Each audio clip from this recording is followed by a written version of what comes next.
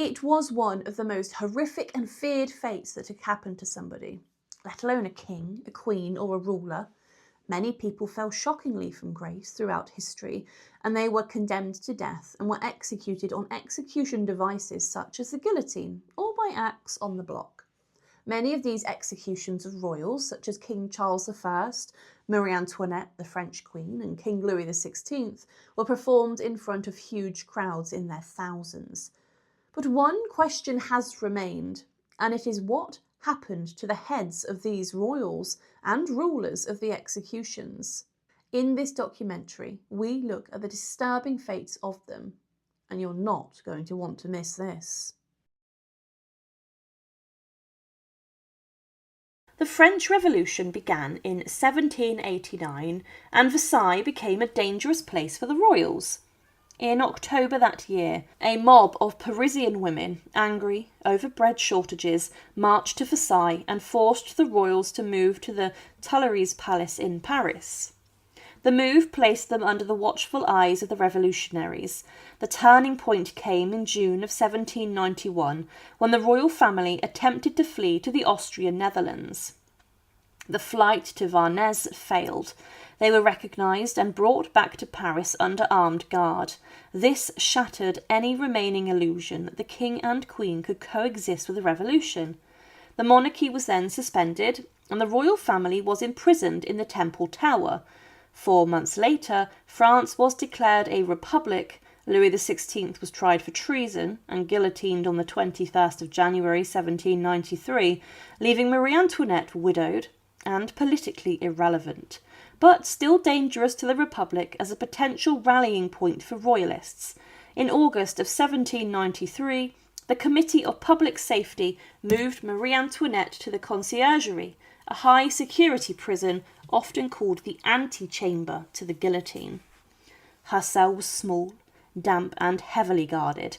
She was kept under constant surveillance by gendarmes with little privacy, and during this time she suffered further personal losses. Her son, Louis Charles, styled Louis XVII by royalists, was taken from her and placed in the care of a revolutionary cobbler, Antoine Simon, who was tasked with re-educating him in revolutionary principles. Under duress, the child was made to accuse his mother of incest, a charge that would be used at her trial. Marie Antoinette's trial began on the 14th of October 1793 before the Revolutionary Tribunal, presided over by judges Montaigne and Herman, with the public prosecutor Antoine Quentin Foliger Tinville leading the case against her. The indictment accused her of depleting the treasury through reckless spending, engaging in espionage and communicating with Austria and other foreign powers, plotting with counter-revolutionaries to overthrow the Republic, and the most inflammatory charge, incest with her son, based on the coerced statement from Louis Charles. When the incest charge was raised, Marie Antoinette refused to answer, instead turning to the women present and saying, "If I have not answered, it is because nature itself refuses to respond to such a charge made to a mother. I appeal to all mothers present." Her words drew murmurs of sympathy, even from hostile onlookers. One female market seller in the gallery reportedly cried, "I believe you, madam." Despite these moments, the trial was a foregone conclusion. Witnesses called against her and included former servants and guards, many with grievances or revolutionary zeal. The jury deliberated for less than an hour before returning a verdict of guilty on all counts, and at 4 a.m. on the 16th of October she was informed of her sentence, death by guillotine, the same day. Unlike Louis XVI, who had been taken to his execution in a closed carriage, Marie Antoinette was placed in an open tumbril cart, the same used for common criminals, as a deliberate humiliation. The cart rattled over the cobblestones, escorted by soldiers and flanked by drummers to drown out any sympathetic cries. Crowds thronged the streets to watch her final journey. Some jeered, shouting insults like, "Down with the Austrian," and others were silent, struck by the sight of the Queen sitting upright, hands bound, staring straight ahead. The radical journalist Jacques Herbert wrote that she looked haughty and unrepentant, while the British spy Helena Maria Williams in her letters described her as majestic in the face of death. Arriving at the scaffold, Marie Antoinette stepped from the cart and climbed the wooden steps. Executioner Henry Sanson later recalled that she accidentally stepped on his foot and immediately said, "Pardon me, sir, I did not do it on purpose. It was a moment of courtesy in the midst of revolution's brutality." At 12:15 p.m, she was bound to the plank. The blade fell, and her head was held aloft by Sanson. The crowd roared approval. Some dipped handkerchiefs in her blood as keepsakes. The body and the head were placed in a plain coffin and taken to the Madeleine Cemetery, where they were buried in an unmarked grave with quicklime. After her execution, the head, as mentioned, had been displayed. It was shown to the crowd most certainly, and when her body was taken to the Madeleine Cemetery, inside of a coffin, her head was placed in the cart. The burial saw the Queen's head actually be placed between her legs in an act of disgrace. This was done for high-profile burials of those who were executed on the guillotine. The application of quicklime in the grave was done to ensure her remains decayed and decomposed quickly. But this actually solidified on top of the coffin, leaving Marie's remains relatively well preserved within the coffin. The head was relatively well preserved inside of the coffin and was discovered in 1815 when there was a call to exhume and give the body a decent burial, one fit for a queen. The Queen's grave was found relatively easily, and a number of bones were discovered, and it was said that the head of the Queen was relatively eerily intact. And also pieces of her white hair were also found on the skull. It was claimed that the skull was entire, and its position indicated incontestably that it had been severed from the body. We also found remains of clothing, and particularly 2 elastic garters, in good preservation. The whole were placed in a chest and locked up. The scene was so shocking that people actually fainted when the head of the Queen was lifted from the grave. After this, the remains were placed inside of a new chest and were to be moved to a different house, ready to be given a decent burial. This took place at the Basilica of St. Denis, and the funeral was large and royal. The bones of Marie Antoinette and her skull were placed inside of a vault in the royal crypt, along with the remains of other French rulers, and her husband was buried nearby in a vault too. Now the head of Marie Antoinette that was exhumed still remains inside of this grave today, and the tomb is marked by a marble slab that states her name and her date of birth and death. The vault, it's believed, has never been opened since that day. So, the head of Marie Antoinette today remains within the vault inside the Basilica of St. Denis. There have been some doubt over the years that the bones and remains discovered of her did not belong to her, but the fact stockings which were issued to her inside of prison before her execution were discovered shows that it most probably is the executed Queen Marie Antoinette. Marie Antoinette remains one of the most interesting figures in European history, and many consider her today to be a victim of the revolution and say that she should not have been guillotined. Louis XVI was not a cruel tyrant in the traditional sense. He was born in 1754 and he became king in 1774, inheriting a kingdom already burdened by debt, poor harvests and growing discontent.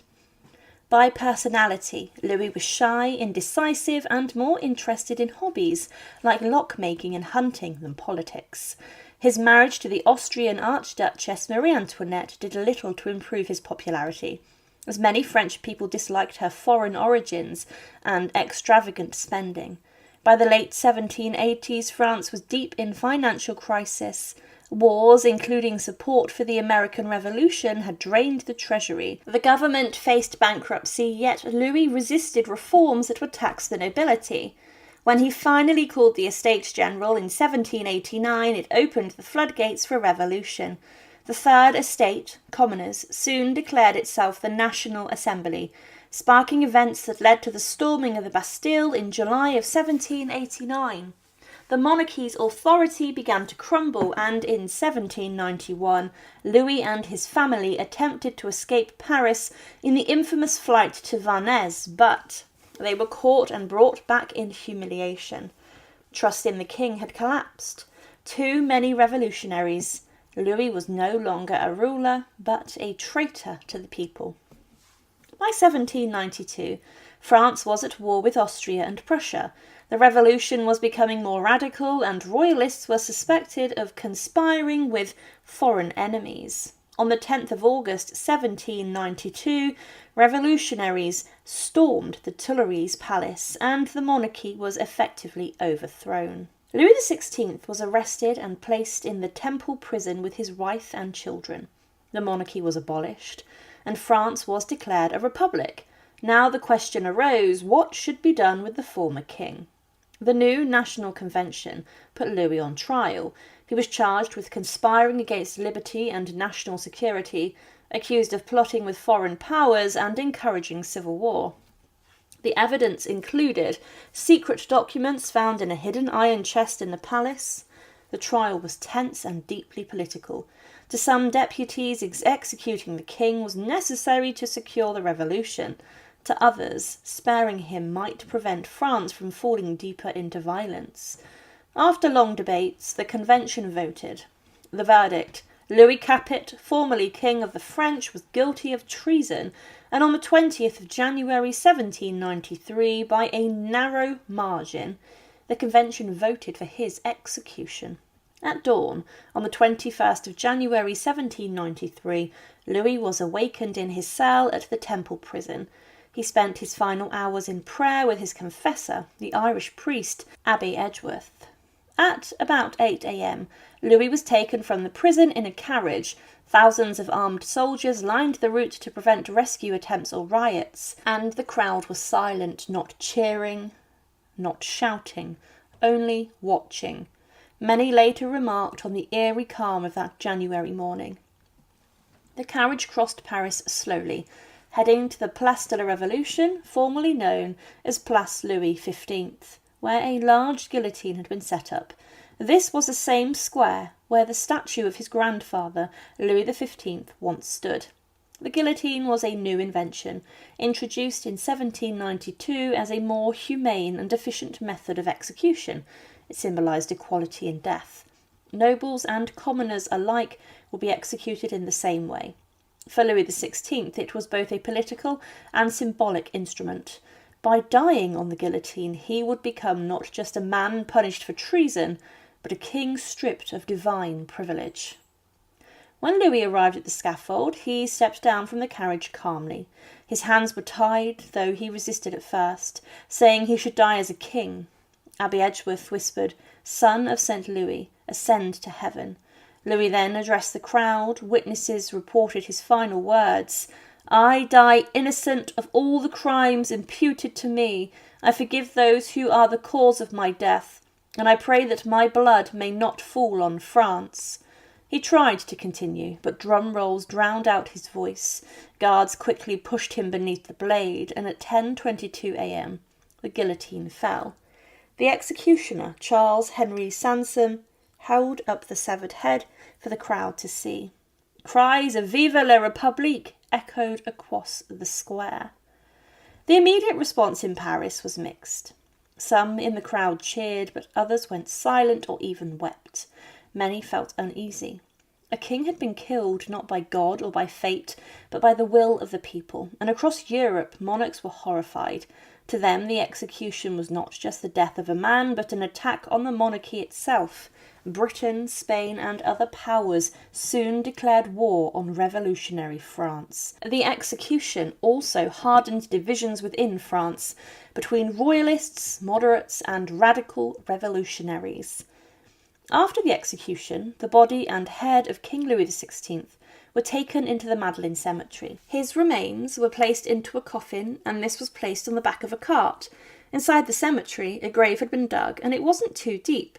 The coffin was placed inside the grave, and the head of Louis XVI was then placed between his legs, which was to show that he died in disgrace. This practice was done for key offenders and criminals, but then quicklime was thrown over the coffin, and this was done to try and decay his remains and body quicker, so that no trace of him would ever be found. But this did not completely work, because in the January of 1815, the call was made to exhume the bodies of King Louis XVI and his wife, Marie Antoinette, who had also met the same fate. Marie's body was found quicker, but there was less of Louis XVI to be found. It was claimed that, a deep trench nearer the wall being opened in our presence, we discovered some earth mingled with lime and several small pieces of board, indicative of a coffin. The search was then carried on with the greatest care, but instead of a bed of pure lime, as round as the Queen's coffin, we found that the earth and lime had been mixed, but that there was a greater proportion of the latter substance.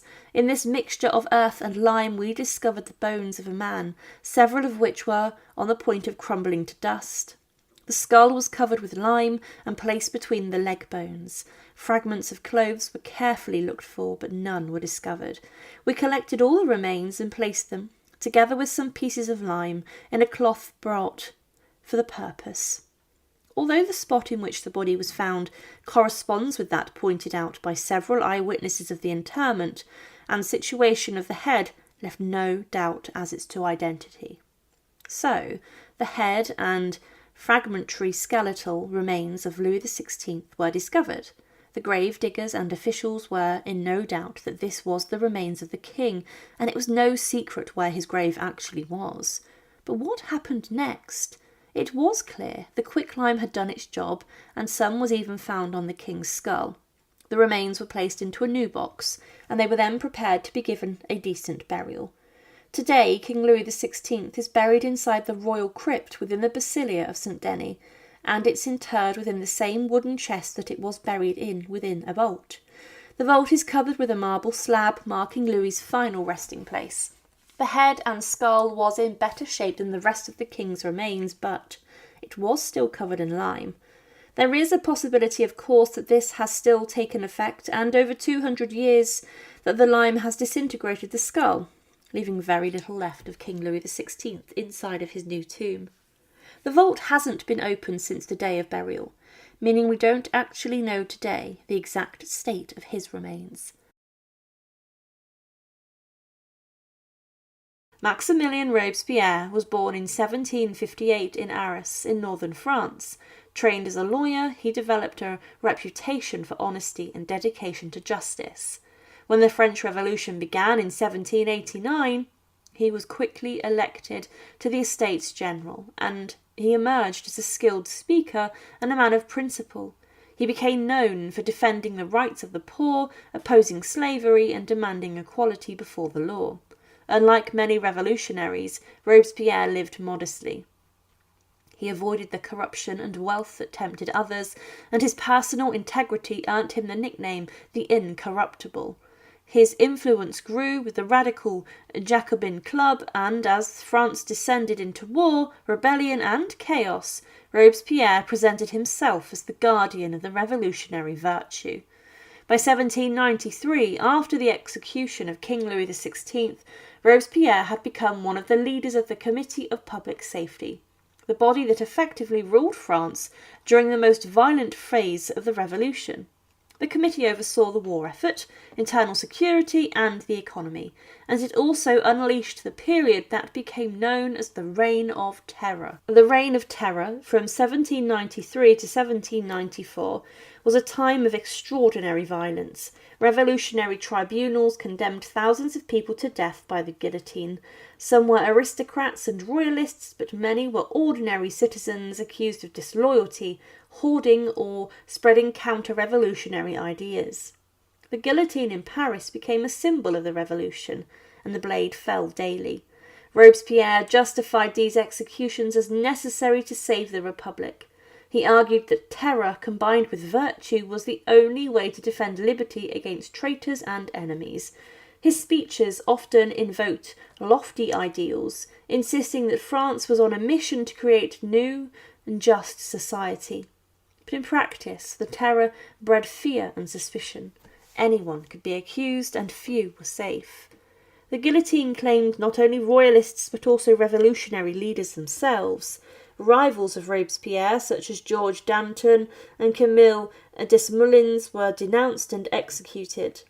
This ruthless elimination of opponents made Robespierre both powerful and feared, but it also isolated him. By the mid-1794, he seemed increasingly alone, standing above others as the arbiter of life and death. One of Robespierre's most controversial acts was his attempt to replace traditional religion with what he called the cult of supreme being. Robespierre, though opposed atheism, believed the revolution needed a more foundation rooted in civic virtue and belief in a higher power. In June of 1794, he staged a grand festival in Paris celebrating the Supreme Being. Robespierre himself led the procession, dressed in a bright blue coat, looking every inch the high priest of his new faith.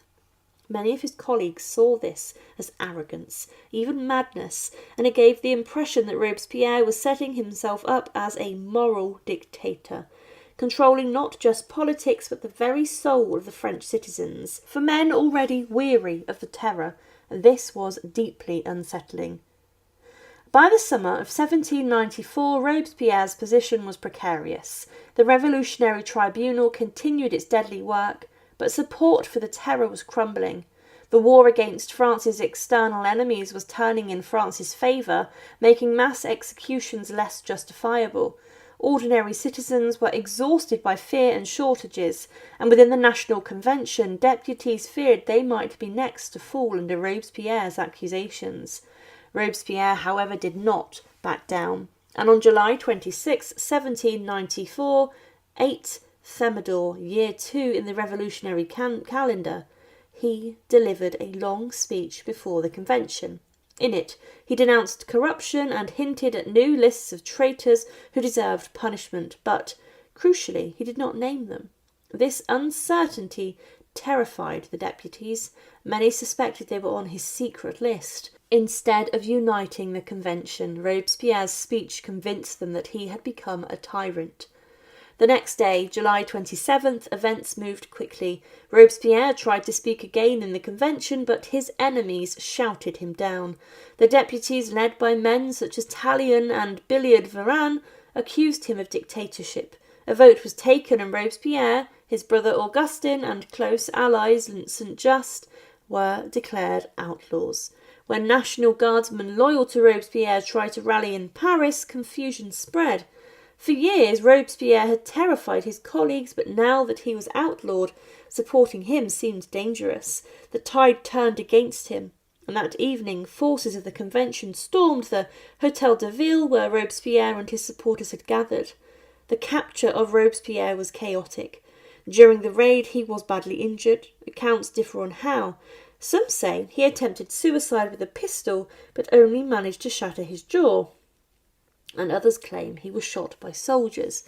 Whatever the truth, he was then unable to speak, and his jaw was bandaged in agony. His brother Augustin jumped from a window in despair, and he broke his legs. The man who had once stood as the voice of the revolutionary virtue now appeared pitiful and broken. He was taken along with his allies to the cells where so many of their victims had waited before execution. Then on July 28, 1794, Robespierre and 21 of his closest allies were condemned without a trial. There was no need for a lengthy proceeding. As outlaws, they were considered guilty automatically. That afternoon, the tumbrils carried them through Paris to the guillotine at the Place de la Révolution. Crowds gathered to witness the downfall of the incorruptible. Many had feared him, others hated him, and most were simply eager to see justice done. Unlike earlier executions where the crowd had sometimes shown sympathy, the atmosphere was hostile. It was said that most of the watchers fixed their gaze on the cart in which Robespierre, his brother, Caution and Henry were riding. These miserable creatures were all mutilated and covered with blood. They looked like a band of brigades, and the gendarmes had surprised in the forest and were unable to arrest without inflicting serious wounds upon them. It would be difficult to describe the appearance of Robespierre. His face was wrapped in a bandage of dirty, blood-stained linen, and his features were horribly disfigured. A pale pallor made it even more repulsive. He kept his eyes downward and almost closed. Whether that was from the pain of his wounds or the awareness of his misdeeds, one cannot say. And just before arriving at the place of execution, Robespierre was shaken out of his lethargy by a woman who forced her way through the crowd and rushed up to the cart, carrying this cannibal. She grasped the cart rail with one hand and threatened Robespierre with the other, saying, "Monster spewed from hell, the thought of your punishment intoxicates me with joy." Robespierre opened his eyes and looked at her sadly as she said, "Go now, evildoer. Go down into your grave, carrying the curses of the wives and mothers of France." When the cart had reached the foot of the scaffold, the executioners carried the tyrant down and laid him out prone until it was his turn for execution. While his accomplices were being beheaded, Robespierre appeared not to be taking notice. He kept his eyes shut and did not open them until he himself was carried to the scaffold. Some say that when he saw the instrument of death, he heaved a sigh of pain, but before dying he had to endure bitter suffering. After having thrown down his coat, the executioner roughly tore away the bandage and splint which the surgeon had put on his wounds. This unhinged his lower jaw from the upper jaw and caused the blood to flow in torrents. The wretched man's head was now no more than an object of horror and repulsion. When at last it was severed from his body and the executioner held it by hair to show the people, it presented an indescribably horrible sight. Thus perished the fiercest of the savage beasts, the most monstrous criminal that nature ever conceived. On the 2 days that followed, 83 other rebels were put to death, mainly members of the Commune or their outlawed accomplices. Following the execution, the remains of Robespierre were collected and were placed inside of a coffin, including his head. This was placed between his legs to symbolise that Robespierre died in disgrace, and that the coffin was then taken to the Arancis cemetery, a newly established cemetery at the time that was dealing with the enemies of the revolution. A mass grave was dug, and Robespierre's coffin was thrown in the grave, along with a number of his associates who were also executed that day. But that would not be the final resting place for his remains and his head.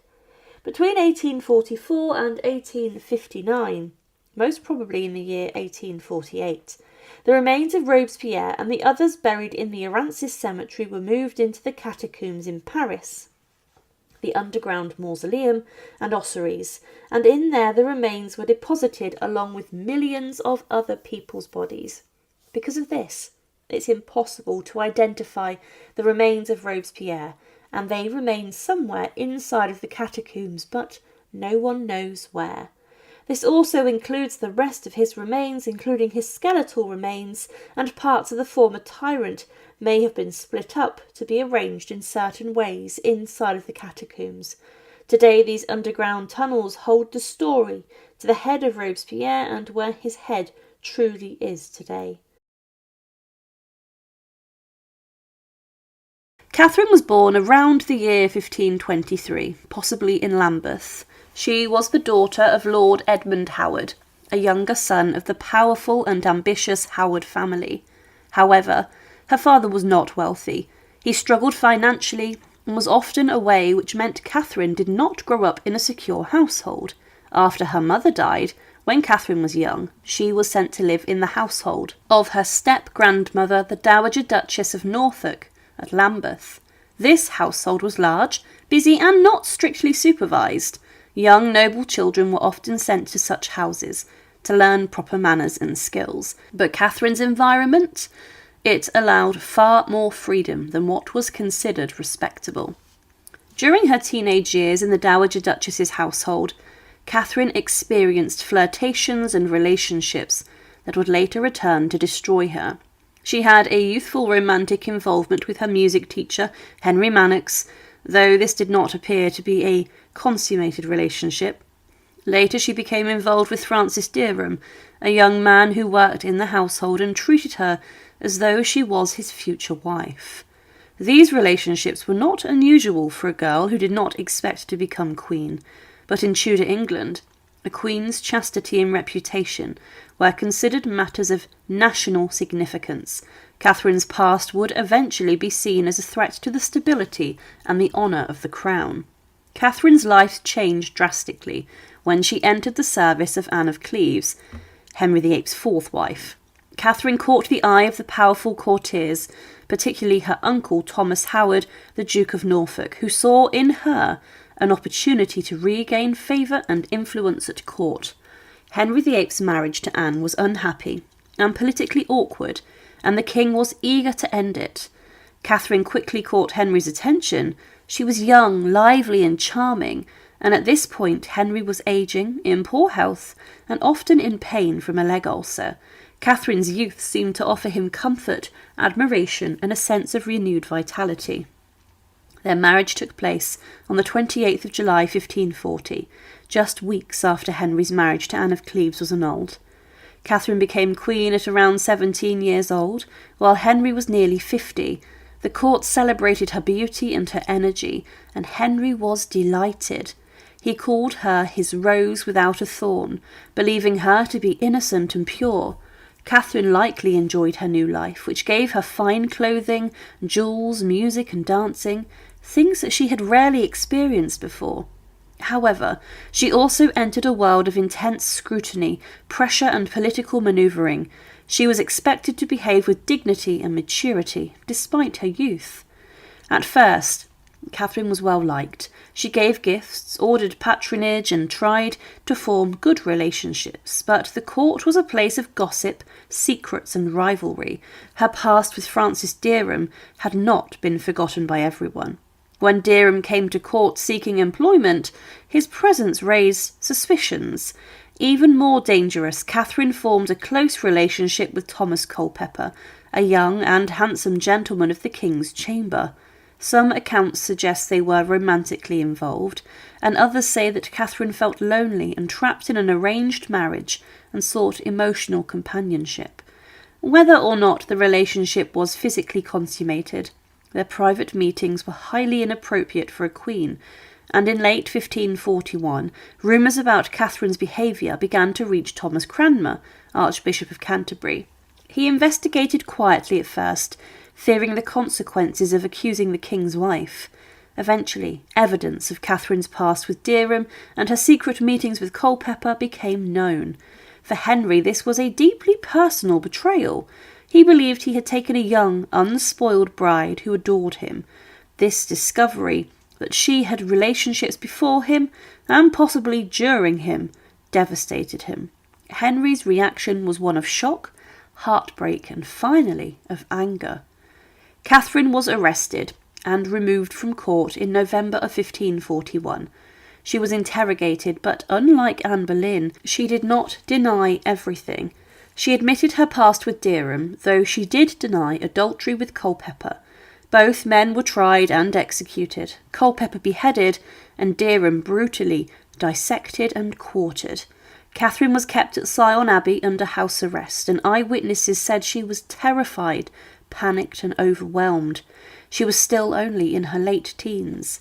Her execution was ordered early in 1542. She was taken to the Tower of London, where she would meet the same fate as her cousin, Anne Boleyn. On the morning of the 13th of February 1542, Catherine was brought to the scaffold on Tower Green. She was described as pale and frightened, but composed enough to speak briefly. She declared that she deserved her punishment and asked for prayers. She was then beheaded with a single stroke. There was no mercy for her. She was not allowed an execution by sword, which would have been quicker, but instead she was executed by the axe which took the heads off commoners. Her execution was a terrible sight. Her blood flowed into the hay around the block which had been thrown down to soak it up, and then there was no coffin on the scaffold to place her remains inside of. After the execution, her head and body were collected and were wrapped in a cloth and taken from Tower Green into the chapel of St. Peter ad Vincula. the small church inside the tower's walls.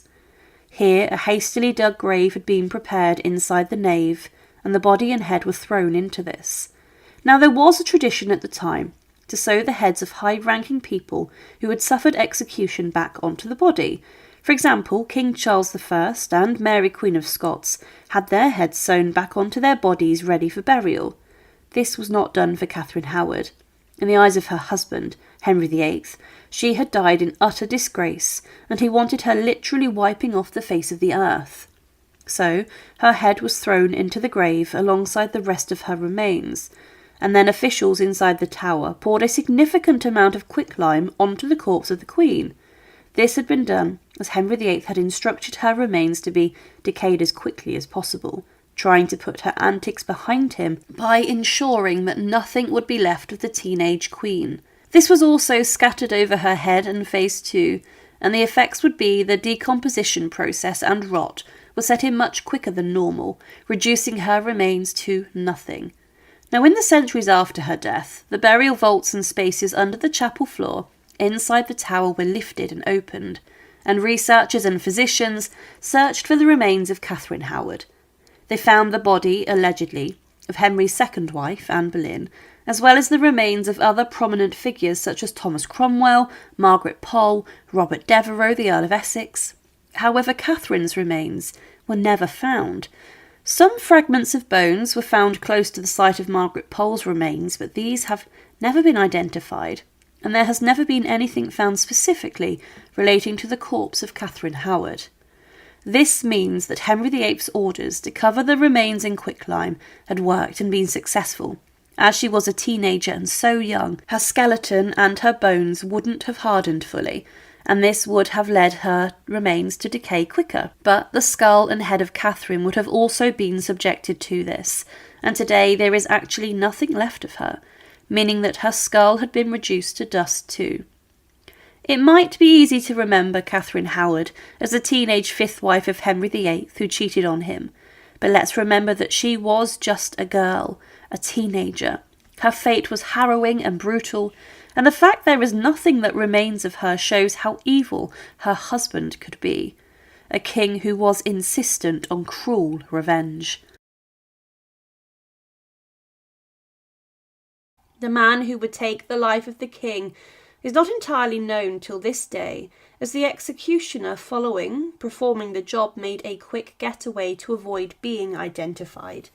But the axeman took the head clean off the king in one swift blow, and following this, his head, along with his body, were placed in a coffin ready to be embalmed.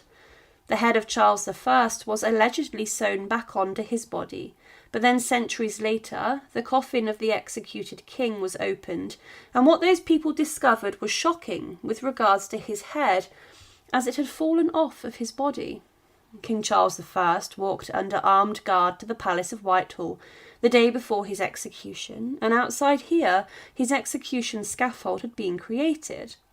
On the scaffold he made a speech to the crowd, and many people were undecided about whether this was something which was necessary. There was a fear in England by parliamentarians that if Charles I was in exile, then he would come back to the nation to invade with a foreign army. But because of this, the decision was made to execute him. Whilst on the scaffold, he claimed that an unjust sentence that I suffered to take effect is punished now by an unjust sentence on me. He also stated, "But I must tell you that their liberty and freedom consists in having government. It is not their having a share in the government. That is nothing appertaining unto them. A subject and a sovereign are clean, different things. I shall go from a corruptible to an incorruptible crown, where no disturbance can be." At 2 p.m, the king placed his head on the block of the scaffold after saying a quick prayer, and he then told the executioner that he would signal that he was ready to die by stretching out his arms. The executioner had tucked his hair into a nightcap so it would not trouble him, but the executioner, when instructed by the king, thrust down his axe onto the king's neck, and his head was taken off in one swift and clean strike from the axe. The executioner did not show the king's head to the crowd out of respect, and also out of fear of being identified by his voice. He would usually have claimed that, "Behold the head of a traitor," but this wasn't done. Many people rushed to the scaffold and dipped their handkerchiefs in the blood from the scaffold, and then the executioner made a hasty getaway. Following the execution, the king's remains were placed into a coffin which was on the scaffold, and this included his corpse and his head. The coffin was taken back into the banqueting house and the Palace of Whitehall, and they were then taken into a room where the remains were then embalmed. During this process, a number of his internal organs may have been removed, and these probably were, as was usual during the embalming of kings and queens, and these organs were placed into separate containers to be buried elsewhere. But during this, the king's head was sewn back onto his body, and the doctor who did this used a thin thread to reunite the body with the head, and it was then placed inside of a lead coffin. For some time there was a debate as to what to do with the body of King Charles I, and Parliament then settled on burying him inside of Windsor Castle, in the chapel, St George's, and specifically inside of the same vault as King Henry VIII and Jane Seymour. This decision was made as it was considered a quiet place where his body would not be dug up and then venerated as a martyr, and there was a fear that the king's remains would be exhumed and then worshipped by pro-royalist forces.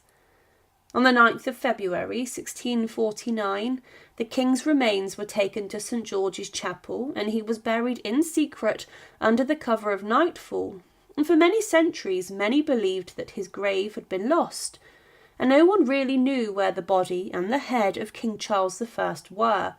But little did people know that he was buried at the heart of the Order of the Garters Chapel, in a small vault in the choir of the chapel in Windsor Castle, interred next to England's most notorious king, Henry VIII, and buried in adjacent vaults to the kings of the Wars of the Roses. It was in 1813 that there was building work occupying the inside of the choir and the chapel, and with this an opening was made with regards to the vault where the body had been placed inside of. Discovered inside of this vault were 4 coffins, one belonging to Henry VIII, which was huge, another belonging to Jane Seymour, Henry's 3rd wife, whose coffin was in a good state, a small coffin belonging to a child of Queen Anne, and also the large coffin of Charles I.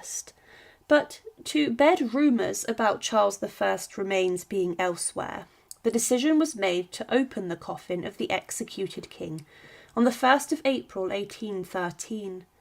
Watching this was the Prince Regent, the future George IV, and it was Sir Henry Halford who was the man who examined the body of King Charles I. They broke into the coffin, and what they found was incredible. Halford discovered that the head of Charles I had fallen off of his body, and that the thread had disintegrated in the years following his execution. When the pall was removed, a plain lead coffin with no appearance of being enclosed in wood was found, and it had the inscription King Charles, 1649. It was said that a small opening was then made in the top part of the coffin lid, and inside the internal wooden coffin it had decayed a lot, but the body of King Charles I had been heavily wrapped in a number of layers of cerecloth, thick wax-coated cloth that was wrapped over the body to preserve it. But the coffin was full, and the cerecloth caused a number of problems with the body, and it became difficult for Halford to unwrap.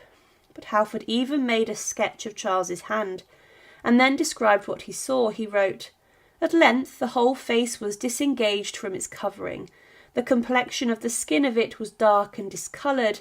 The forehead and temples had lost little or nothing of their muscular substance.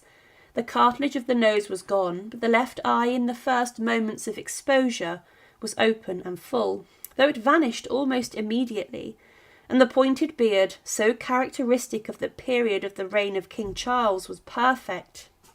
The shape of the face was long oval, Many of the teeth remained, and the left ear, in consequence of the interposition of the unctuous matter between it and the cerecloth, was found entire. It was difficult at this moment to withhold a declaration that, notwithstanding its disfigurement, the countenance did bear a strong resemblance to the coins, the bust, and especially to the pictures of King Charles I by Van Dyck, by which it had been made familiar to us. It is true that the minds of the spectators of this interesting sight were well prepared to receive this impression, but it's also certain that such a facility of belief had been occasioned by the simplicity and truth of Mr. Herbert's narrative, every part of which had been confirmed by the investigation so far as it had advanced, and it will not be denied that the shape of the face, the forehead and eye, and the beard are the most important features by which resemblance is determined. When the head had been entirely disengaged from the attachment which confined it, it was found to be loose and without any difficulty was taken up and held to view. It was quite wet and gave a greenish-red tinge to paper and linen when touched. The back part of the scalp was entirely perfect and had a remarkably fresh appearance, the pores of the skin being more distinct, as they usually are when soaked in moisture, and the tendons and ligaments of the neck were considerable substance and firmness. The hair was thick at the back part of the head and, in appearance, nearly black. A portion of it, which had since been cleaned and dried, is of a beautiful dark brown colour. That of the beard was a redder brown. On the back part of the head it was more than an inch in length, and had probably been cut so short for the convenience of the executioner, or perhaps by the piety of friends soon after death, in order to furnish memorials of the unhappy king. When the head was held up, it was said that the muscles of the neck had evidently retracted themselves considerably, and the fourth cervical vertebrae was found to be cut through its substance transversely, leaving the surface of the divided portions perfectly smooth, and even an appearance which could have been produced by a heavy blow inflicted with a very sharp instrument. Henry Halford's work inside the royal vaults with regards to Charles I confirmed a number of things.